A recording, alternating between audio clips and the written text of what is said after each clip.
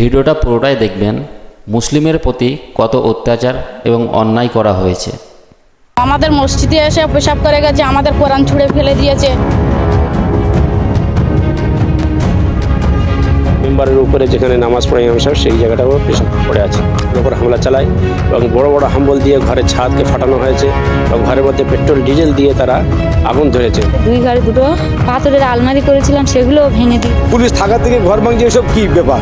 এর ঘর ভাড়া অধিকার কে দিয়েছে? ছেলেটা গিয়ে ভিতরে ঢুকে, যেখানে মসজিদে মেম্বার ইমাম সাহেব নামাজ পড়া মানে গিয়ে পেশাব ফেরে, আর যে মেশিন আছে মেশিনের উপর পেশাব ফিরে যায়, তারটা করে ছিঁড়ে দেয়। তারপরে কিতাব মশাল্লা ঘুরিয়ে নিয়ে দাবায় আছে, দুবার তিনবার বাইরে এসেছে, ঢুকেছে। কি ঘটেছে বলুন একটু।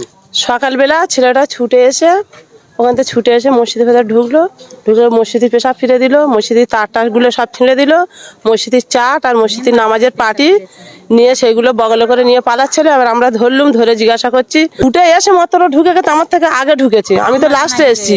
এসে আমাদের হুজুর যেখানে হচ্ছে নামাজ পড়ায় সেইখানটায় ঢুকেছে। ঢুকে ও হচ্ছে পেশাব ফিরে, এবার আমি এখান থেকে যাচ্ছি, ও দেখতে পেয়ে ছুটে এসে আমার ফলো করছে। এবার আমি তখন সামনের দিকে আগে চলে গেছি, গেলে ও প্যানের চেন টানতে টানতে এসছে, আমি তখন বুঝেছি ও পেশাব ফিরেছে।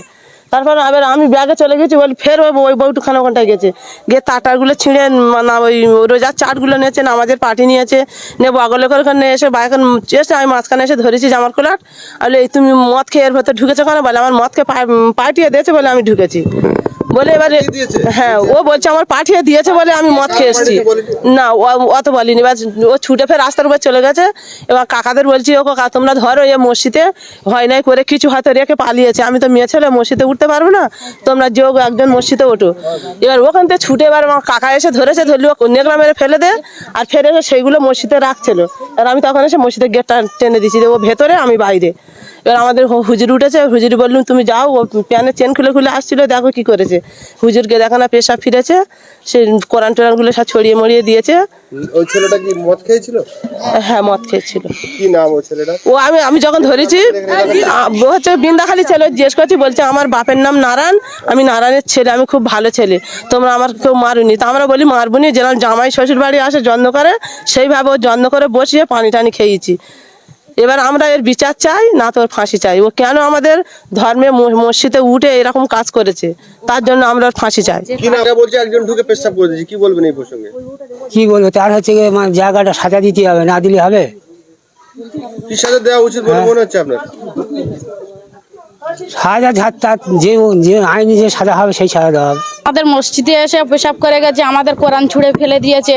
আমরা চাই আমাদের ধর্মের ঘরের আঘাত করেছে, কেননা কিছুদিন আগে দুদিন আগে আমাদের মাওলানার ঘর ও জ্বালিয়ে দিয়েছে একটা মিথ্যে কেসে। সেই কেসের উদাহরণ করে উনি বলছে যে আমার একজন পাঠিয়েছে, তার নাম জিজ্ঞাসা করলাম, বললে অবিন পাঠিয়েছে।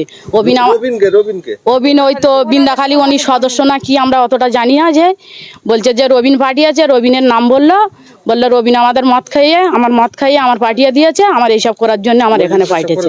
হ্যাঁ, ওই ছেলেটার নাম আমি ঠিক বিধান সর্দার মনে হচ্ছে। বিধানকে যখন আপনারা ধরেছেন তখন বিধান বলছেন যে আমাকে রবিন পাঠিয়েছে পেশাব করে এগুলো করতে। আমি এসে ঘটনাস্থলে দেখলাম যে ওকে ধরে ওখানে বসানো হয়েছিল, জিজ্ঞাসা করছিল, তখন আমরা শুনলাম যে এই কথা ও বলছিল। এরকম ঘটনা আগে ঘটেছে না, এরকম ঘটনা কোনোদিন ওরা এখন ঘটেনি। যে ওরা কেন পাঠিয়ে দিয়েছিল, যে ওই মোস্তা হুজুরির ওপর হিংসা করে ওখানে ঘর বাঁধবে না বলে, বাঁধতে দেবে না বলে, ওখানে থাকতে পারবে না বলে, ওই জন্য ওরা এইটা ষড়যন্ত্র করে এইটাই করেছে। একটা ছেলের ঘাড়ে দোষ দিয়ে ওই ঘরটা জ্বালানো হলো, ঘরটা পোড়ানো হলো, মসজিদ ঘরে পেশাব হলো, তারপরে ওই লোকটা ধরা হলো। ঘটেছে গত শনিবারে। হ্যাঁ, এই শনিবার হয়ে গেছে। হ্যাঁ, তো প্রশাসন কাউকে গ্রেফতার করেছে বলে জানেন কি? না, কারের করে পুলিশ কোনো রকম সাহায্য করেনি। পুলিশে থাকাথাকি করেছে, মানে যেটা ছেড়ে দেওয়া সেইটা করেছে। আমাদের সাথে পুলিশ কথা বলেনি, ভাঙা হয়ে গেছে। পুলিশ সবাই এসেছিল, সদস্য আসেনি, প্রধান এসেছিল, আসলে পুলিশই। এবার আমরা দাঁড়িয়েছিলাম যে বড় বাবু আসলে তারপরে যা কিছু একটা হবে, তাই এবার বড়বাবু আসলে এবার সকলের থেকে দিয়ে নিয়ে চলে গেল। আর যে ছেলেটা মসজিদে ঢুকেছিল তাকে পুলিশ ধরে নিয়ে গেছে? হ্যাঁ, তার ধরে নিয়ে গেছে। ছেড়েছে পুলিশ না এখন ধরে রেখেছে? এখন ধরে রেখেছে মনে হচ্ছে। যে ছেলেটাকে ধরে নিয়ে আসা হয়, ধরে নিয়ে এলে তখন আমরা বলি ছেলে পুলেদের মাতি দিও না, মারলি বেকার হয়ে যাবে। ও মদ খেয়েছিল, ও নাম বললো যে আমার এই রবিন, আর একজনের নাম কি অশোক, না চন্দন কথা বলি, অশোকের কথা নাম বলেছে, আর দু তিন নাম, সে নামটা মানে ওই রবিন আর অশোক, এই কজনের নাম বললো। আমাদের কিছু লোক এলে বললে, প্রধান ছিল এসে, প্রধান ডাক হলে প্রধান এসে বললে দাও মেরুনি, আমরা কি করলি আর করি। বললে বড়বাবু এলে, বড়বাবু এসে বললে আমার হাতে তুলে দাও, ওকে কি করলি আর ব্যবস্থা আমি করছি। ওরা প্রথম দিন, হ্যাঁ বারপুর থানার বড়বাবু এসে উনি নিজে বললে আমি কি করলি হ্যাঁ না করলি করছি। তারপরে এই পর্যন্ত আমরা আর কোনো কিছু শুনিনি। তারপর ওখানে তো একটা ঘটনা ঘটেছে, ঘটার পরে তার একদিন পরে এখানে ঘটেছে এই ঘটনা।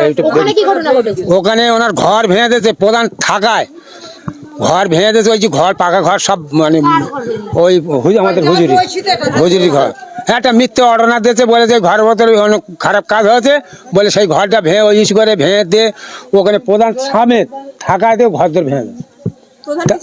প্রধান বলছে আমি ঠেকা দিতে পারিনি। তারপর পুলিশ এসে আমরা দাঁড়িয়ে হয়েছি, প্রধান বলে তোমরা এসে নিয়ে আমি দেখছি করে পুলিশ এসে আমাদের তেড়ে চলে গেল। কিন্তু ওদের যারা ভাঙছে তাদের কাছে কিছু বললেন, তাদের তাড়লো না, আমাদের তেড়ে চলে গেল, দুই পা সব চলে গেল।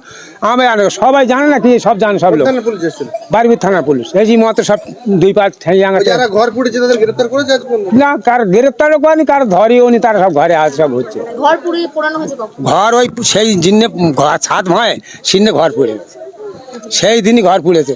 সে ইয়ে গাড়ি এসেছিল, গাড়ি এসে তার কোন ইয়ে করে। তারপরে আমরা বললাম যে তোমরা কি এই সাংবাদিক ডাকো, বলছে সাংবাদিক সময় সাংবাদিক আসবে, সাংবাদিক আসলো কিন্তু কিছু তোলেনি, সে কোনো কিছু করেনি। সে এলো ফের গাড়ি ঘুরে চলে গেল। ওই ওদের কি চ্যানেল বললে ওইটা আমার ওইটা মনে নেই, আমরা তো জানি না। তারপরে সে ঘর দর তো পোড়ালে, সেখানে ওই গাড়ি এলো আগুনলি বলে, সে গাড়ির ছবি টবি কোনো কিছু হয়নি, কিন্তু খবর বলেছে। আমরা ফোন খুলে দেখছি খবর বলছে, কিন্তু সে বেকার খবর, কোনো খবরের এখানে কোনো ভ্যালুয়েশন সেই খবরে, তাই বলছে।